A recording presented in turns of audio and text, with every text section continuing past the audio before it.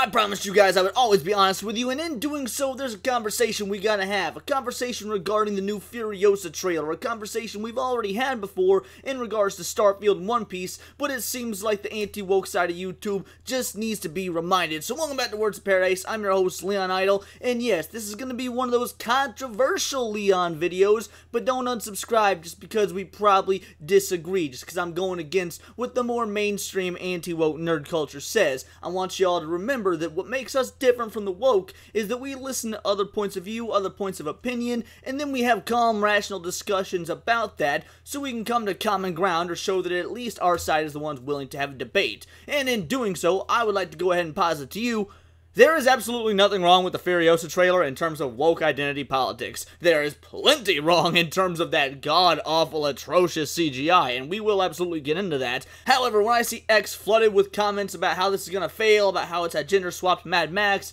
and all this, that, and the other, it gives me pause to wonder how far our side has fallen. So let's take a look at some of these comments on X, starting with this from Black Garrett. I've come back to Twitter just to say nice try. Don't think we don't notice this female Mad Max gender swap. Late to the party on that. Audiences are past this trope. We should have spent this time on a real Mad Max film. Well, first of all, there is a real Mad Max film in the works, one starring Mad Max, but also, this is not a gender swap. This is a completely separate character, a character that was pretty well received by audiences when the original film came out. This is a prequel to Mad Max Fury Road, and the character, Furiosa, could use an origin story. I don't really understand this mentality all the time, the anti-woke side, a side of which I'm, considered a part of, and that I frankly understand why. I mean, I do make a lot of anti-woke videos, but it's moments like these when I gotta disagree with this side, because look, you always want to jump to the conclusions or jump to the statements that, well, what about Ripley? We like strong female characters when they're well written. Ripley was well written. Sarah Connor was well written. Well, we haven't seen Furiosa yet. Do we know if she's well written? I mean, she wasn't poorly written in the original film that she was in, and this is a film that's going to give her a more expanded upon backstory. I mean, is there a chance it could end up being woke trash? Absolutely. I'm not saying that this movie is going to be great. What I'm saying is, from the trailer, we didn't get any of that. It looked like a fairly standard Mad Max-esque film. I mean, again, aside from that horrendous CGI, the costuming was there, the set was there, fake, but it was still there, it was still Mad Max looking. The cars, very fake looking, but still very Mad Max. I mean, all in all, it's got a female lead.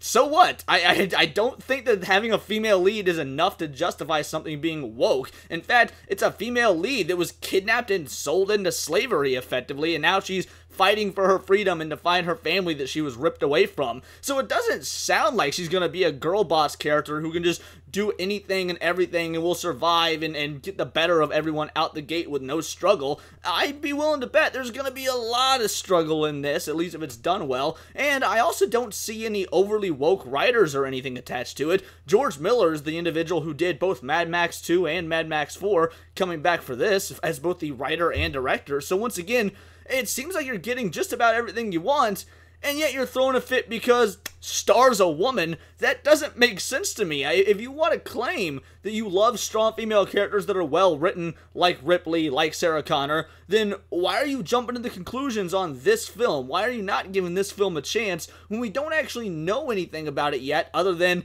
it stars Furiosa instead of Mad Max? And also, what is wrong with films, going about making spin-off episodes or spin-off series about certain characters? I mean, man, X-Men movies are pretty good, ranging to absolutely awful, but the point is, Logan was a spin-off, not an X-Men movie, hence the reason X-Men isn't in the title, and it's just called Logan. It's all about Wolverine, and let me tell you, easily one of the best, probably top 3 superhero films ever made. Logan is an art house film pretending to be a superhero film, and everyone adored it, but it's a spinoff technically. It's not part of the main X-Men timeline, the main X-Men series.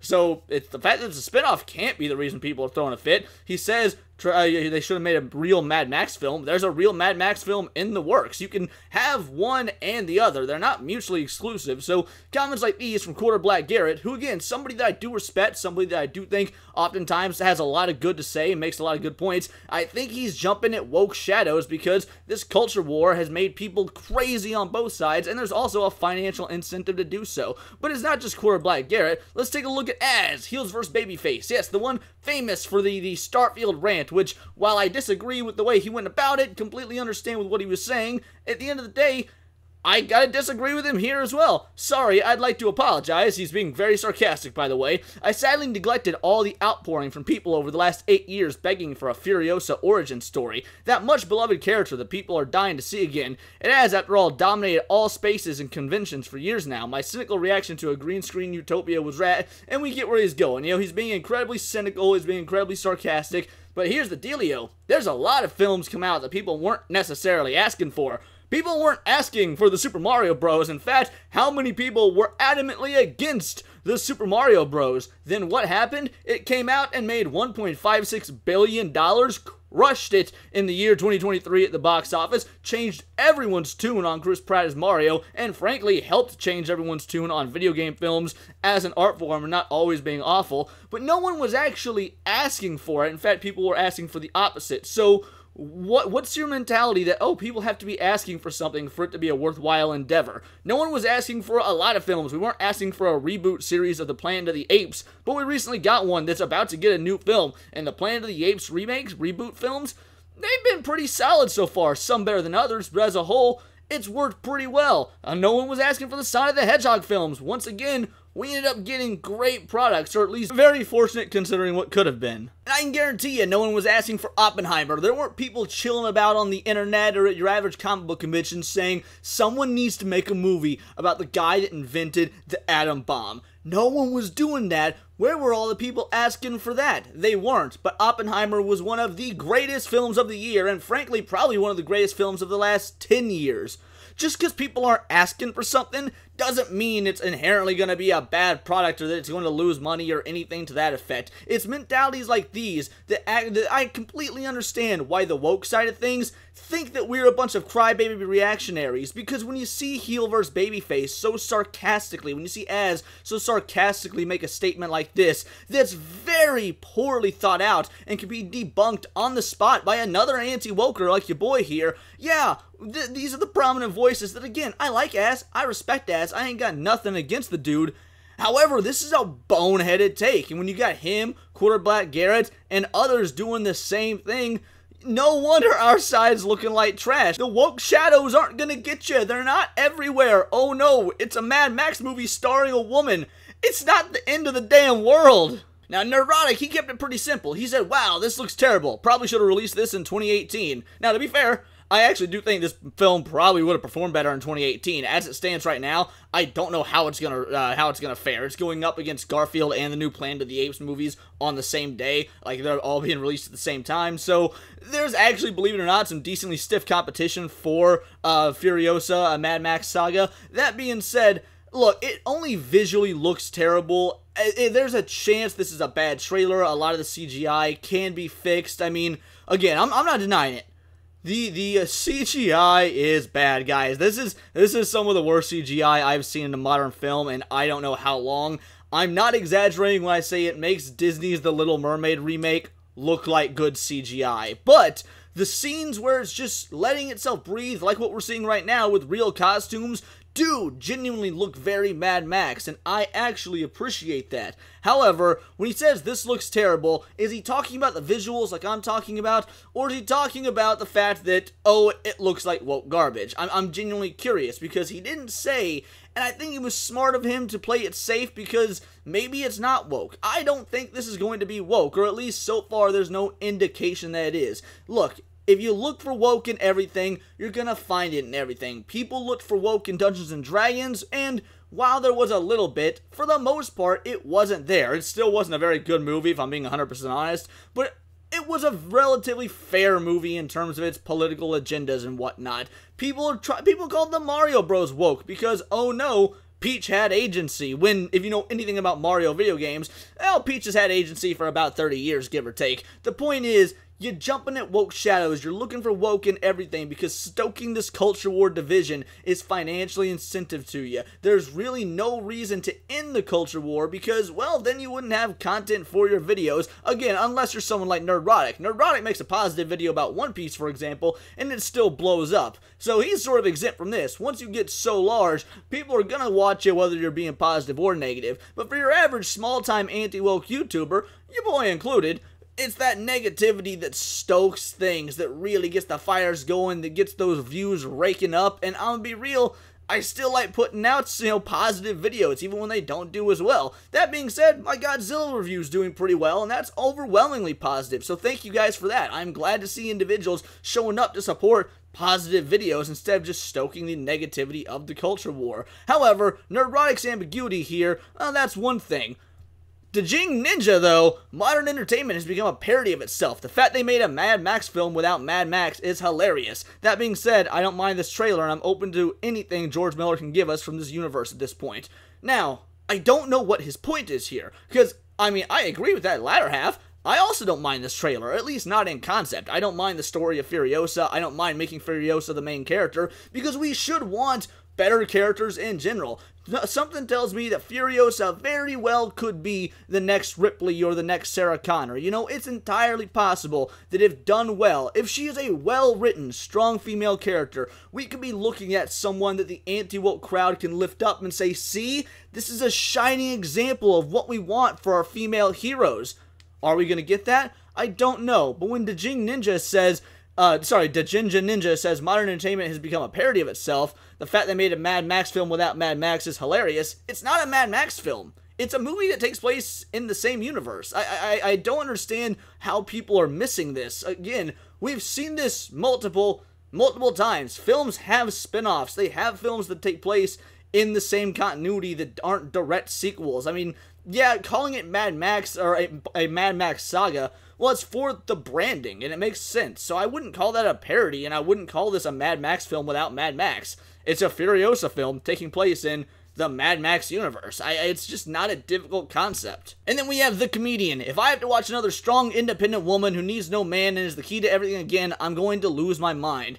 But we don't know that that is the case. I can only say this so many times. When watching the trailer for Furiosa, I do not see a strong, independent woman who needs no man and is the key to everything. I see the character of Furiosa from the previous Mad Max film in her younger years. And you know what she's doing? Trying to survive an apocalypse. I would not call that independent who needs no man. I would say it's every man or woman for themselves. We're getting a better interpretation of what a female life would be like in Fallout than we're probably going to get from the actual live-action Fallout. Like, if I just had to wager a guess. And this is exactly my point. We need to just stop. Female character in a film does not automatically mean woke, does not automatically mean bad, does not automatically mean agenda. Gay character in a movie, black character in a movie, doesn't automatically mean woke, bad, agenda. Actually watch the film, see if there's some sort of agenda message in there, something they're trying to drive home that's blatant, not that's kind of under the surface, not that's subtle, because if it's subtle, that's fine, that means it's doing its job right. Woke is when something tries to preach to you ahead of the story or characters, when it puts the message above the story or the characters. So far, I'm not getting the vibes from this, and I don't think anybody else is, unless they're looking really hard for it. And if that's what's happened, the culture war has poisoned you, and you are just the same as the woke. You are the right-wing woke. All this talk over something as simple as Furiosa, I couldn't believe it. Like, yeah, the original Mad Max I knew had, not the original Mad Max, but like the previous one, Mad Max Fury Road, I knew had like a relatively good reputation. That being said, I had no idea people were going to throw this much of a fit over it. And granted, most of the fit has been over the actual visuals, the CGI. And yeah, CGI is bad, I ain't gonna lie. If you watch that trailer, you are effectively going to be looking at a PlayStation 3 game that probably should have come out, like, Nerdrotic said, in 2016, 2018, whatever. Were they even making PS3 games back then? I've been so out of it the last several years. The point is, it doesn't look good. The visuals look like dog water, but the story, the concept, the characters, those are all interesting. Seeing Chris Hemsworth play a bad guy in the Mad Max universe, man, I'm all for that. I would love to see what he could do now that he's not doing Extraction films or Marvel films as much anymore. I think Chris Hemsworth as the bad guy could be awesome. Anya Taylor-Joy is a great actress. I've really enjoyed a lot of her performances as of late. I talked about Mario Bros a couple times in this video. Totally forgetting, oh right, she's Peach. Like, there's a lot of good coming out of Anya Taylor-Joy, at least in terms of her talent as an actress. Frankly, I think she's a better actress than Charlize Theron, who played the original Furiosa. So, all in all, I'm excited for this. but we gotta stop jumping at these damn woke shadows. Not everything is woke, guys. But those are just my opinions. Let me know yours in the comments down below, because I'm ready to lose some subscribers over this one. Hopefully you guys are all like, you know what? Leon's got a point. I don't agree with him, but let's go ahead and save that subscription because we've got a difference of opinion, because that's what makes our side the better side, is we can have these disagreements without, you know, hate watching or unsubscribing or throwing our food at the wall and screaming and reeing. That's what makes us different. I hope you guys can do that. I believe you guys can do that. If you can do that, let me know on X, where you can find me at BoltTheWord. And please subscribe. I'm trying to get to the 2,000 subscriber mark before the end of the year, and we've got like 106 to go or something like that. Like, we're almost there, so I would truly appreciate if you hit that button. And until next time, it's all here in the Nerdosphere. You can find me at wordsofparadise_Leon on Instagram, because this has been Words of Paradise.